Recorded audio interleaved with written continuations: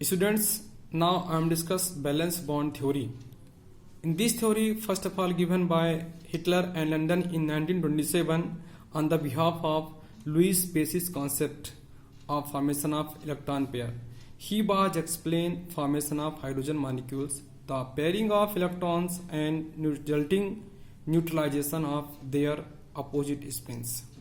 Students, इस concept को सबसे पहले 1927 में हिटलर तथा लंदन नाम के साइंटिस्ट ने दिया था, जो कि बेसिकली लुइस कॉन्सेप्ट पे डिपेंडेंट था। लेकिन बाद में इसको पाउलिंग तथा स्लेटर ने कुछ मॉडिफिकेशन किया, जिनका ये जो कॉन्सेप्ट है बेसिकली एलिमेंट्स के electronic configuration, structure and overlapping of atomic orbitals तथा हाइब्रिडाइजेशन के पे डिपेंडेंट था, जिसमें बेसिकली उन्होंने इन सभी का कैरेक्टर के बेस पे इसको एक्सप्लेन किया है। एक्सप्लेन करने के लिए उन्होंने दो हाइड्रोजन एटम को लिया था। दो हाइड्रोजन एटम जब आपस में कंबाइन होते हैं तो हाइड्रोजन मॉलिक्यूल्स का फॉर्मेशन होता है। उन्होंने बताया कि दो हाइड्रोजन के न्यूक्लियस, दो एटम होते हैं, इसका फर्स्ट वाले का न्यूक्लियस यहाँ होता है, यहाँ इसका इलेक्ट्रॉन होता है। चूंकि इसमें एक इलेक्ट्रॉन होता है, इसी प्रकार जो सेकंड वाला हाइड्रोजन होता है उसका न्यूक्लियस यहाँ होता है, इलेक्ट्रॉन होता है। जैसे दोनों आपस में पास आते हैं, जैसे पास आते हैं तो उसमें अट्रैक्शन और रिपल्सन दोनों सेम टाइम वर्क करते हैं, लेकिन जो अट्रैक्शन होता है वो रिपल्सन से ज्यादा होता है। यदि हम देखें तो जो इसका न्यूक्लियस होता है फर्स्ट वाले का, वो सेकंड वाले के इलेक्ट्रॉन को गेन करता है। जो फर्स्ट वाले का इलेक्ट्रॉन होता है वो सेकंड वाले न्यूक्लियस को गेन करता है। तो इसमें हम देख सकते हैं कि जो है ये अट्रैक्शन शो करता है। ये जो इलेक्ट्रॉन के बीच में रिपल्सन होगा, न्यूक्लियस के बीच में रिपल्सन होगा, लेकिन न्यूक्लियस और इलेक्ट्रॉन के बीच में क्या होगा, अट्रैक्शन होगा। ये दोनों आपस में पास आते हैं। जैसे ही दोनों पास में आते हैं, एक कंडीशन ऐसी आती है जहां पर अट्रैक्शन और रिपल्सन दोनों इक्वल हो जाते हैं। उस कंडीशन में जो एनर्जी होती है, पोटेंशियल एनर्जी, वो कम हो जाती है और एक स्टेबल मॉलिक्यूल्स का फॉर्मेशन होता है तथा उनकी जो बॉन्ड लेंथ होती है वो 74 pm होती है और मॉलिक्यूल्स का फॉर्मेशन होता है। क्योंकि हाइड्रोजन मॉलिक्यूल्स के फॉर्मेशन में एनर्जी बाहर निकलती है, जिसे हम एंथैल्पी कहते हैं। जब एनर्जी बाहर निकल जाती है तो एक स्टेबल मॉलिक्यूल्स का फॉर्मेशन होता है। इस कॉन्सेप्ट के कुछ बेसिक पॉइंट्स हैं जो मैं डिस्कस करना चाहता हूं। तो फर्स्ट जो पॉइंट है उसमें है कि जो ओवरलैपिंग होती है वो एटॉमिक ऑर्बिटल आपस में ओवरलैपिंग करते हैं और कोवैलेंट बॉन्ड का फॉर्मेशन करते हैं। अर्थात केमिकल बॉन्ड का फॉर्मेशन एटॉमिक ऑर्बिटल्स के ओवरलैपिंग के दौरान होता है।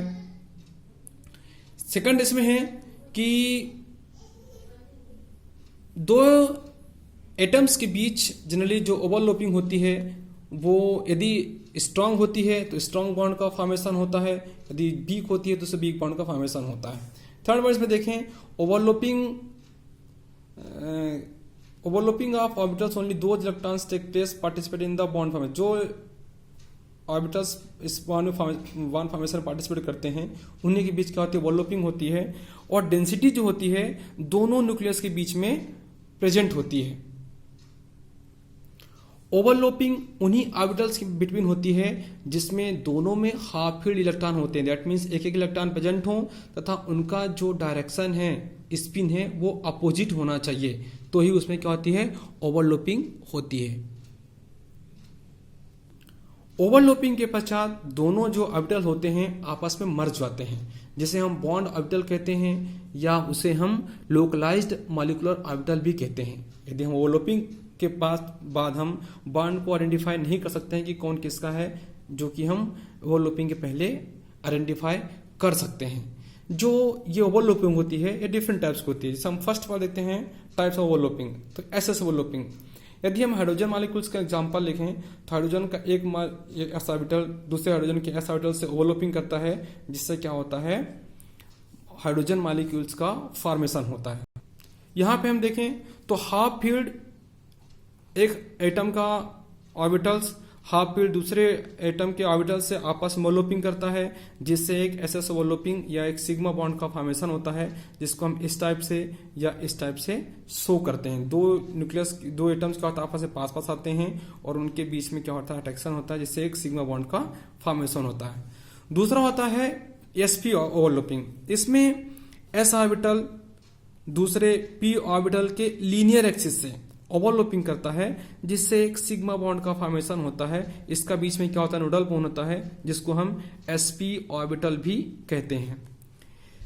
इसमें भी क्या होता है, सिग्मा बॉन्ड का फॉर्मेशन होता है। जो तीसरी प्रकार की ओवरलैपिंग होती है, इस प्रकार के ओवरलैपिंग को हम pp ओवरलैपिंग भी कहते हैं। इसमें ये भी क्या होता है, लीनियर एक्सिस पे ही होता है। इसमें एक एटम्स का pz ऑर्बिटल दूसरे एटम के pz हाफ फील्ड एटम आपस में ओवरलैपिंग करते हैं, जिससे क्या होता है, एक सिग्मा बॉन्ड का फॉर्मेशन होता है, जिसको हम इस टाइप से करते हैं। ये क्या होता है, नोडल प्लेन होती है और बीच में क्या होता है, न्यूक्लियर एक्सिस होती है।